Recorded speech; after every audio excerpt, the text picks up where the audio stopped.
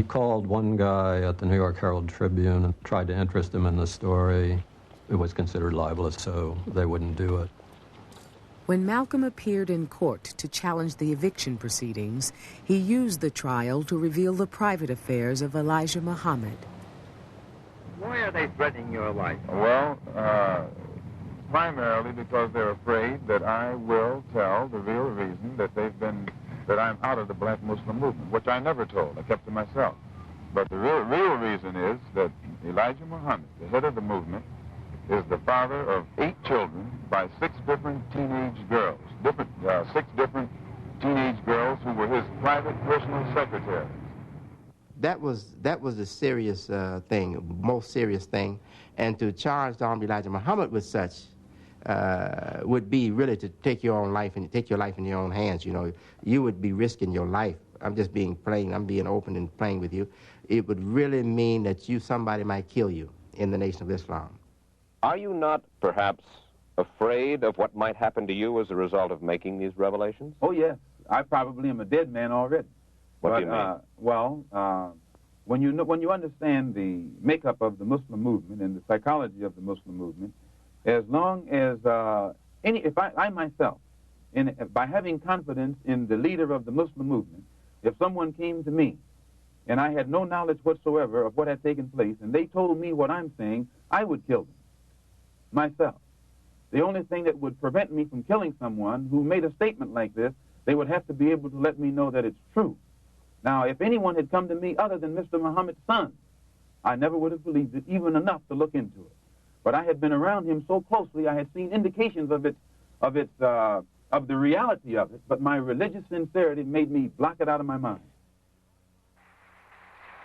At the Audubon Ballroom in Harlem, Malcolm announced the formation of a political group modeled after the Organization of African Unity overseas. Assalamu alaikum. Brother Malcolm formed the Organization of Afro-American Unity for those of us who were interested in his political, economic, and cultural programs. I think he was aware that there were people out there, you know, from his travels around, that there were people out there who wanted to work with him, but who were not prepared to become Muslims in order to do so. One of the first things that the independent African nations did was to form an organization called the Organization of African Unity. This organization of Afro-American Unity, which has the same aim and objective, to fight whoever gets in our way.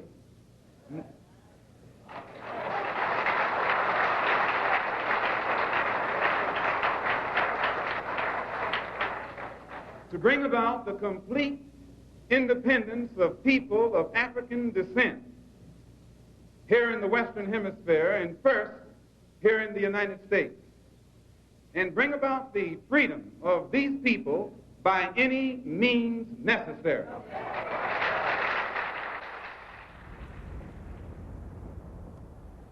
In July 1964, Malcolm was invited to join heads of state from Africa and the Middle East at the Organization of African Unity Conference in Cairo, Egypt.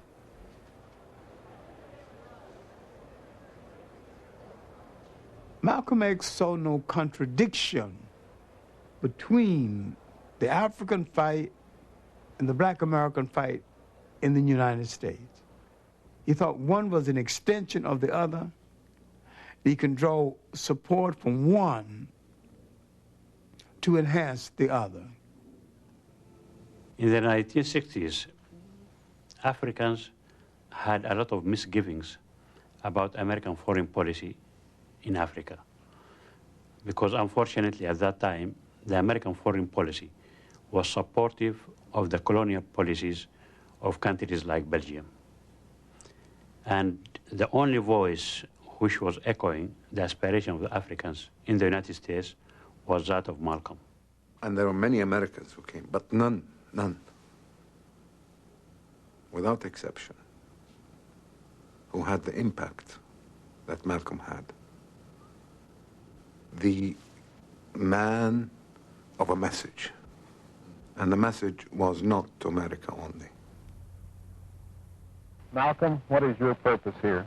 Well, my purpose here is to remind the African heads of state that there are 22 million of us in America who are also of African descent, and to remind them also that we are the victims of America's colonialism or American imperialism, and that our problem is not an American problem, it's a human problem. It's not a Negro problem, it's a problem of humanity. It's not a problem of civil rights, but a problem of human rights. Malcolm traveled to 14 African nations and met with 11 heads of state. U.S. intelligence agencies followed him from country to country. In Nigeria, he was given the name Omowale, the sun returns. When my father was abroad, we had a world map on the living room wall. And anytime you got a little lonesome and wondered where Daddy was, we'd run over to that map. And where is he now? And he's in Cairo, which is the capital of Egypt. And he's over here with Nkrumah, and he's over here. So there was a different kind of passage that we maintained when he was abroad. Malcolm returned in late November 1964. He resumed the weekly OAAU rallies at the Audubon Ballroom and continued his collaboration with Alex Haley on his autobiography. He said, you know, I'm writing this book, and I don't really know about doing this book. He had some problems with the family having to be subjected to what the things that he would say. I said, Malcolm, you know what? None of us are going to ever amount to anything until we get our mother out of Kalamazoo. It had preyed on my mind for years, and I didn't talk about it, but it was eating away. And he looked at me like, I'm glad you said that, because it's been bothering me too. And he said, Bonnie, promise, I'll do something.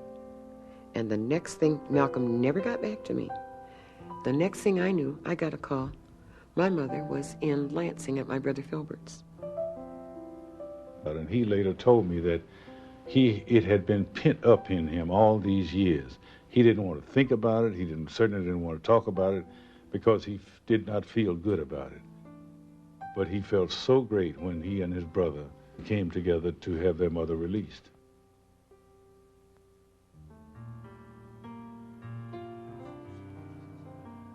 In December 1964, Malcolm debated at the Oxford Union in England.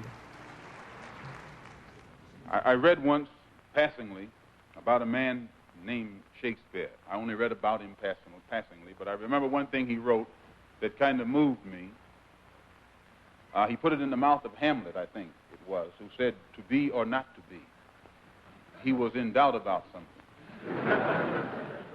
Whether it was nobler in the mind of man to suffer the slings and arrows of outrageous fortune, moderation, or to take up arms against the sea of troubles and by opposing, end them.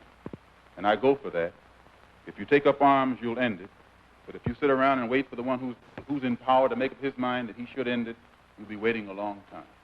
And in my opinion, the young generation of whites, blacks, browns, whatever else there is, you're living at a time of extremism, a time of revolution, a time when there's got to be a change. People in power have misused it, and now there has to be a change, and a better world has to be built, and the only way it's going to be built is with extreme methods. And I, for one, will join in with anyone. Don't care what color you are, as long as you want to change this miserable condition that exists on this earth. Thank you. Malcolm was always involved somewhere in the struggle. And I remember in January of 1965, Juanita Poitier set up a meeting at her house for the regular civil rights leaders to meet with Malcolm X, to work out the differences between us so we could come from that meeting with a common platform. Once again, A. Philip Randolph